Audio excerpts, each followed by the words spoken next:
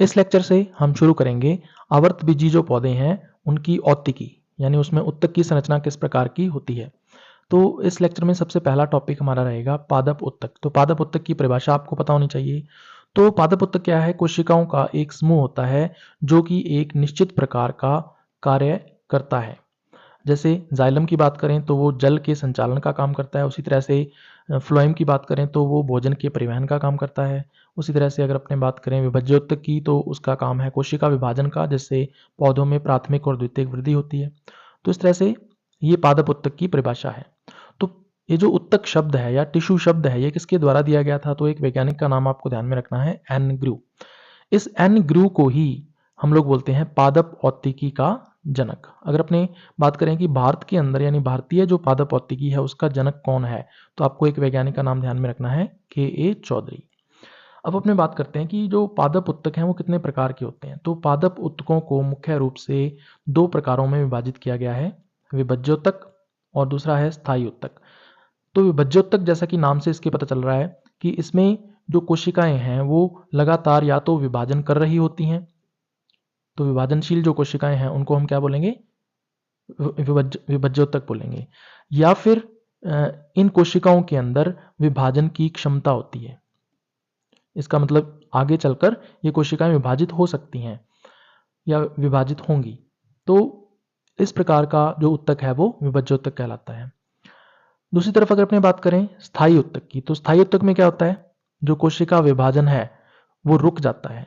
अब कोशिका विभाजन रुक रहा है, इसका मतलब ये है कि विभज्योतक से ही स्थायी उत्तक का निर्माण हुआ होगा। विभज्योतक की कोशिकाएं विभाजन करना छोड़ देती हैं। क्यों क्यों छोड़ देती हैं?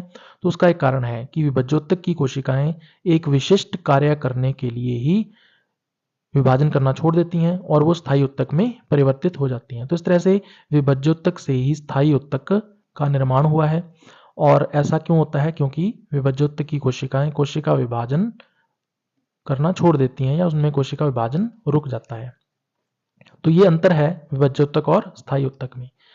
अब सबसे पहले हम बात करेंगे इसके अंदर विभज्योतक की। तो विभज्योतक के लक्षणों के बारे में आपको पता होना चाहिए कि कौन कौन से लक्षण हैं। तो इसके 5 मुख्य लक्षण हैं जिसपे एग्जाम के अंदर क्वेश्चन भी आ सकता है।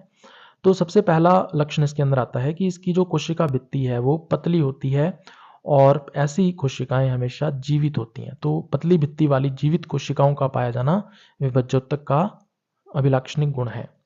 दूसरा आता है कि जो कोशिकाएं हैं वो सघनता से व्यवस्थित होती हैं। इसका मतलब यह है कि इनके बीच में अंतर कोशिकीय जो अवकाश हैं वो पूर्णतया अनुपस्थित होते हैं। तो जैसा कि डायग्राम के अंदर आप देख सकते हो, यहाँ पे गोलाकार कोशिकाएं प्रदर्शित की गई हैं और इनके बीच में अंतर कोशिकीय अवकाश प्रदर्शित किए गए हैं। तो ये विभज्योतक नहीं हो सकता, ये गलत है।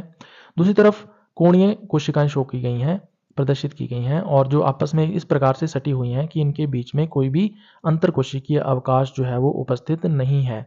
और ये जो है वास्तव में प्रदर्शित कर रहा है विभज्योतक को। तो विभज्योतक को इस तरह से हम लोग प्रदर्शित कर सकते हैं अगर हम डायग्राम से प्रदर्शित करना चाहें तो ये दूसरा इसका अभिलक्षण है विभज्योतक का। तीसरे अभिलक्षण की अगर अपने बात करें तो इसमें क्या होता है, जो केंद्रक है वो बड़े आकार का होता है और इनका जीव द्रव्य जो है वो या कोशिका द्रव्य जो है वो सघन होता है। तो आप देख सकते हो डायग्राम के अंदर जो केंद्रक है वो बड़े आकार का है और जो कोशिका द्रव्य है वो सघन है। अब इसका कारण क्या होता है कि ऐसा क्यों है? तो कोशिका विभाजन जो है जब होता है तो उससे पहले क्या होता है, एक तो होता है डीएनए रेप्लिकेशन। तो डीएनए रेप्लिकेशन कहाँ होता है? केंद्रक के अंदर होता है और केंद्रक में डीएनए रेप्लिकेशन से डीएनए की मात्रा दोगुनी हो जाती है। अब डीएनए की मात्रा दोगुनी होगी तो केंद्रक का जो आकार है वो अपने आप ही बढ़ जाता है। तो एक तो कारण इसका ये है कि केंद्रक में डीएनए रेप्लिकेशन होने की वजह से केंद्रक का आकार बढ़ जाता है। दूसरा, बहुत सारी प्रोटीन्स का निर्माण होता है कोशिका द्रव्य के अंदर और ये जो प्रोटीन्स हैं वो आवश्यक होती हैं कोशिका विभाजन के लिए। और प्रोटीन जितनी ज़्यादा होंगी कोशिका द्रव्य के अंदर उतना ही ज़्यादा सघन कोशिका द्रव्य जो है वो दिखाई देगा। तो ये दो कारण हैं जिसकी वजह से केंद्रक बड़े आकार का होता है और जीव द्रव्य सघन होता है। उसके बाद अगला जो अभिलक्षण इसका आता है कि इसमें माइटोकॉन्ड्रिया जो है वो बहुत अधिक संख्या में पाई जाती हैं। अब माइटोकॉन्ड्रिया जो है इसको कोशिका का शक्ति गृह भी कहते हैं क्योंकि जो ऊर्जा का स्रोत है कोशिका के अंदर वो माइटोकॉन्ड्रिया ही होता है। माइटोकॉन्ड्रिया एटीपी का निर्माण करता है। तो एटीपी ऊर्जा का एक रूप है और यही एटीपी उपयोग होते हैं कोशिका विभाजन के अंदर। अब कोशिका विभाजन में ऊर्जा बहुत अधिक मात्रा में खर्च होती है, यानी बहुत अधिक संख्या में एटीपी खर्च होते हैं। तो ज़्यादा से ज़्यादा एटीपी बनाने के लिए माइटोकॉन्ड्रिया की जो संख्या है वो इनमें अधिक होती है।